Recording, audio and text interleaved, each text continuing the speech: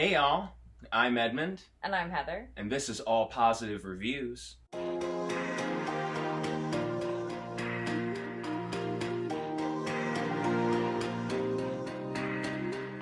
So, we have a magnificent poster that I'm going to cut to right now that has 100 movies on it. Well, actually, technically 104 because there's a couple trilogies on there of note that you can find on Amazon if you want to follow along with us. We will be doing every single one of these movies. Not in any specific time frame, but this is just a fun to-do list of all kinds of classic and new movies. Very well regarded, some popular, some existential and pretentious, but all of them worth watching, and we will do all positive reviews of them. Starting with a movie turning 25 next month, or September if this comes out in September, The Shawshank Redemption. There are places in the world that aren't made out of stone.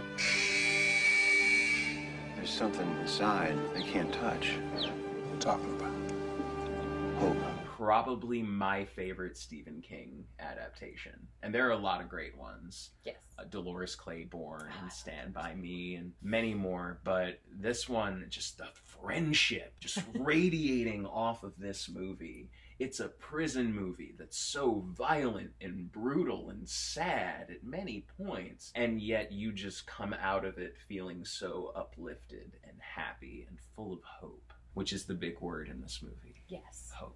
In terms of that hope, I'm sure most of you watching this right now have seen this thing on TNT in the last 20 or some odd years, because this is just, everyone knows this movie, it seems about. Almost. I saw it for the first time just a couple months ago. Watched it true. the second time for all positive reviews right now. You know, starting with it, we love to give notice on those actors because, you know, they're the tools that are doing the work in front of the camera. It's Tim Robbins' story. Yes. And he does a wonderful job. Andy Dufresne. It's Tim Robbins' story, but it's told by Morgan Freeman, who is the beating heart of this movie. Just the guy who can get you anything, who is Irish and white in the book, and then they turn into a really clever joke in this movie. But he is just this, like, he's an oddly hopeless guy because he's very resigned to his situation. Right. But he is this sense, or this source of warmth. Right. Like, you see it, like, he brings out like good qualities and camaraderie in the prisoners. Even the guards are cool with him. Like, he's a generally well-liked guy. Right. And his friendship with the horrifically wrongly convicted Andy, like, damn. They say lawyer fucked me throughout this whole movie. It actually did.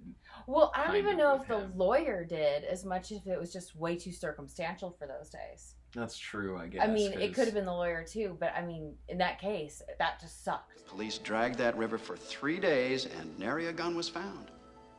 So there could be no comparison made between your gun and the bullets taken from the blood-stained corpses of the victims. And that also is very convenient, isn't it, Mr. Dufresne? Since I am innocent of this crime, sir, I find it decidedly inconvenient that the gun was never found.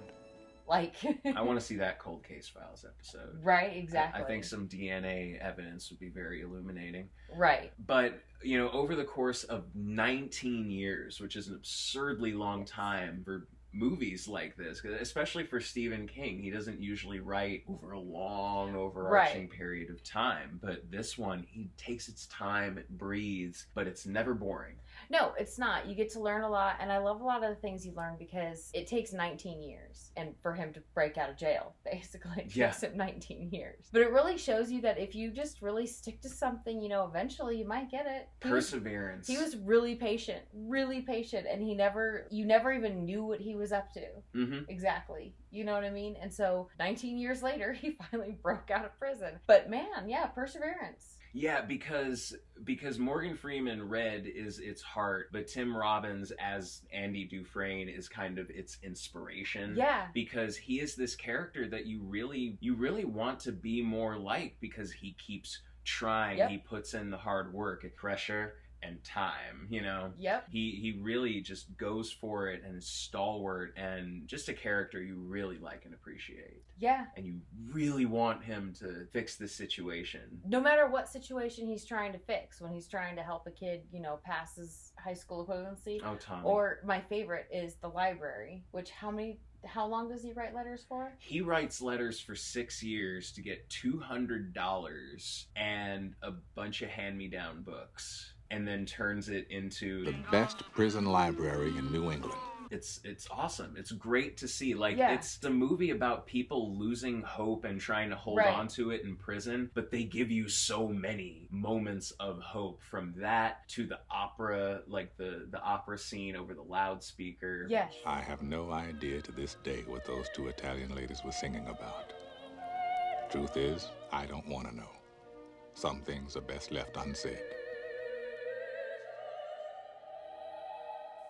I like to think they were singing about something so beautiful it can't be expressed in words, and makes your heart ache because of it. It is iconic. It's fantastic. And all of this amidst some really terrible prison guards and a warden who's just proof that Stephen King hates religious hypocrisy. Yes. You know, if you've ever watched Carrie, I mean, that it screams out in that movie. But in here, yeah, it's totally... Warden Norton is just despicable. Yes. They go through, I mean, when you say, like, the little things, the little bits of hope that you get, I mean, those are after years of trying. Mm-hmm. I mean, that's a lot of trying before you get there. Yeah, and you see a lot of people get grinded down by the system, you know, like the poor old librarian, Brooks. Oh. Or, you know, what Morgan Freeman fears he's going to become if he stays there too long. Right. Just that institutionalized mentality. Yeah. Broken, you know? Yep. And it gives you that hope, but it really tries you to get there. It tries really hard not to. It can be brutal. It can be crushing. Mm-hmm. It can also be really funny and heartwarming at certain points. But it's a gauntlet nonetheless. But if you're like Andy Dufresne and you persevere with it, then you come upon possibly one of the greatest payoffs. Yeah, you end up on a beach. You end up on a beach. With your friend. After possibly the greatest cinematic prison escape. Well, not only... that's the best escape, which leads to a great line, which is Morgan Freeman saying... Andy Dufresne, who crawled through a river of shit and came out clean on the other side. And I love that part. And then you get your revenge by getting all the money, getting out of the country, and then framing the bad cops. Because Andy Dufresne, he tries and he is smart. Mm-hmm. That's the thing. And he's not even smart in a conniving way until people force him to be. Until he's like, I just have to get out of here. Yeah. I don't think you ought to be doing this to yourself, Andy. It's just shitty pipe dreams. I mean, Mexico is way the hell down there, and you're in here, and that's the way it is. Yeah, right. That's the way it is. It's down there, and I'm in here. I guess it comes down to a simple choice, really. Get busy living, or get busy dying.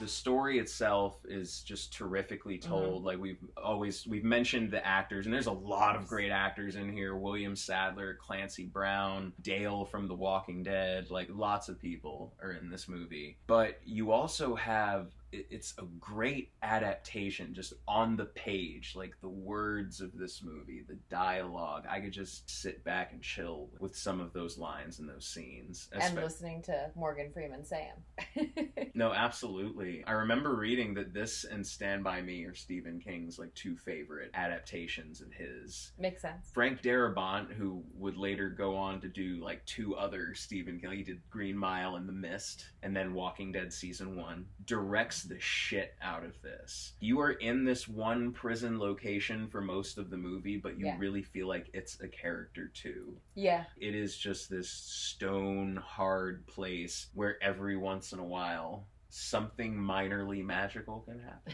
But it comes out in a lot of great ways. Like the cinematography from Roger Deakins is fantastic. You'd know him from all the Coen brothers. Like all the pretty Coen brothers is him. The score from the Newman brother that I love, Thomas Newman, just like it makes me cry happy and sad tears every time. And to me, it's a movie that is greater than the sum of its parts. Like everything, every aspect of it is great. And then it comes together and it's just like beyond great. Not to like overinflate, but this movie just gets me. I was tearing up like multiple times in the last 30 minutes.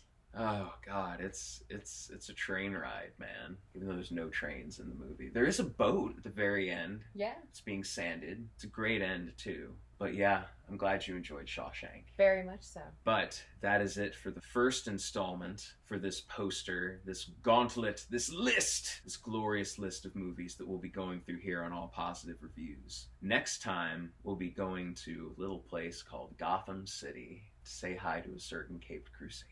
Yes. And also, we'll be having Mad Men, Handmaid's Tale, and all kinds of TV shows and movies, old and new. And requested if you leave a comment down below for all things All Positive Reviews. All kinds of things we'll be going through. But until next time, thank you so much for watching. Have a terrific and positive day. Like, comment, and subscribe. And just thanks. Bye.